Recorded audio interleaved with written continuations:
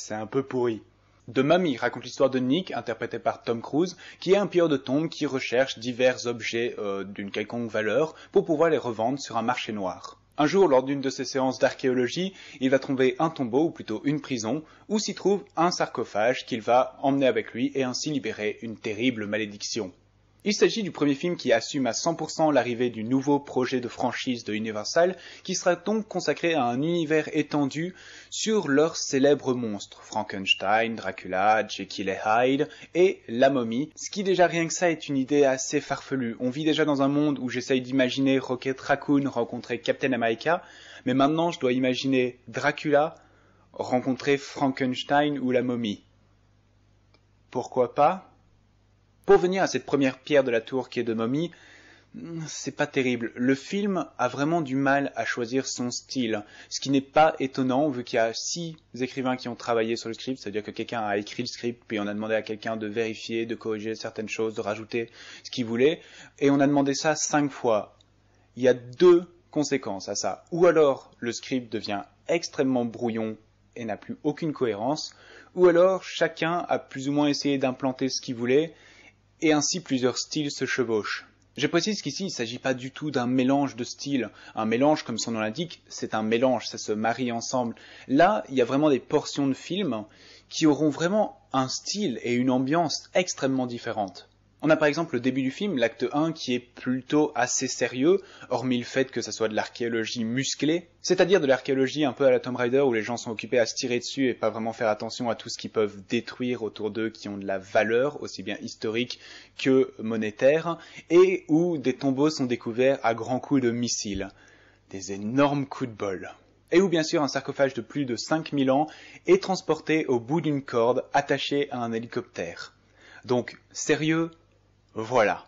Non, le sérieux réside dans le fait qu'on vous raconte le passé de la momie, ce qu'elle a été avant d'être momifiée, et on vous explique vraiment les différents styles de rituels qu'il y a autour de la prison pour empêcher la momie de s'échapper de son sarcophage. Toutefois, et les gens avaient un peu peur que ça soit le cas, c'est vraiment la seule partie où on s'intéresse vraiment à l'histoire de l'Égypte.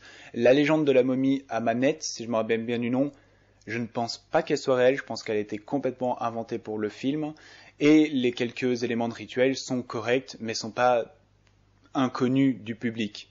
La découverte du tombeau ne se fait pas en Égypte, mais en Irak, bien qu'il y ait une raison expliquée dans le film, et oui, globalement, la plupart de l'histoire se passe quand même en ville, en Angleterre. Ce qui ne me dérange pas outre mesure, le premier film, Mummy 1932, se passait à la moitié en Égypte et la moitié en ville, donc on va quand même dire que celui-là ne s'intéresse pas assez à l'Égypte. Puis vient le crash d'avion qui était dans la bande-annonce, et à partir de là, le film devient un petit peu plus burlesque, un petit peu plus drôle, ça devient une espèce de film d'action-aventure un peu con-con, à la manière du film de Mummy de 1999, qui fait partie peut-être de vos films nostalgiques. Tout en mélangeant ça à une ambiance horreur, lorsque la momie récupère petit à petit ses pouvoirs, qui joue à fond la carte des jumpscares bruyants et extrêmement prévisibles. C'est le genre de scène où le policier va se rapprocher du cadavre de la momie, va la regarder avec sa lampe de poche et mettre sa main tout près d'elle, puis se retourner et dire « Hé mec, viens voir ce que j'ai trouvé !» Je suis persuadé que la momie ne va pas t'attraper par la main. Puis après une cinquantaine de minutes, le film décide d'introduire à fond son univers étendu, donc son espèce de shield en quelque sorte. Là on vous introduira des personnages et des monstres qui serviront, je suppose, pour d'autres films.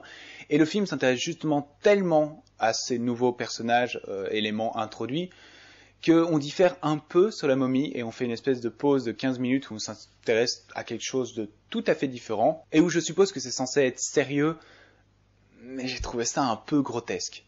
Puis finalement on arrive à une fin très sérieuse où on explique des enjeux, la gravité des choses, etc. Et tout ça part un petit peu en couille avec un espèce de pouvoir de semi-dieu et oui... Maintenant, le film n'est pas sans intérêt, les films d'action sont plutôt assez bien, le visuel est plutôt sacrément abouti. J'aime par exemple énormément l'idée de la duplication des yeux de la momie, je trouve ça assez joli et assez bien foutu. Mais ça marche vraiment mieux sur l'actrice qui joue la momie, qui a des yeux suffisamment grands et donc on voit bien la duplication des yeux.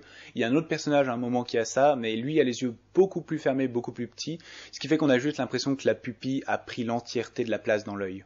Il y a quelques grands et bons acteurs qui sont liés à ce projet, Tom Cruise, que j'aime énormément, et Russell Crowe, que j'ai pas encore décidé dans ce film si j'aimais bien sa performance ou si je trouve qu'il surjoue un peu trop. Certaines scènes sont assez divertissantes, mais en global, surtout dans cette deuxième partie un petit peu plus action-aventure, je trouve que le burlesque et l'humour tombent toujours à un mauvais moment où ça fait une espèce de chute dans le rythme. Mais malgré tout ça, je trouve que c'est un film qui est difficile à apprécier parce que justement, il est tellement brouillon, il essaye tellement d'avoir de différents styles qui ne se marient pas du tout ensemble et on n'a pas essayé de faire un mélange homogène. Il raconte certes son histoire, mais sert aussi d'introduction à tout un nouvel univers de franchise. Et au final, je sais vraiment pas ce qu'ils voulaient faire avec ce film et je sais pas du tout ce qu'ils veulent faire avec cette franchise. Si je devais coter ma satisfaction en ayant vu The Mummy, elle serait de 9 sur 20. Comme toujours, merci d'avoir regardé cette vidéo, vous pouvez l'aimer, la partager, vous abonner à ma chaîne et la partager également. J'ai une page Facebook où je vous tiens au courant de mes sorties annuelles et une page Twitter. Et je vous retrouve la prochaine fois pour une nouvelle critique.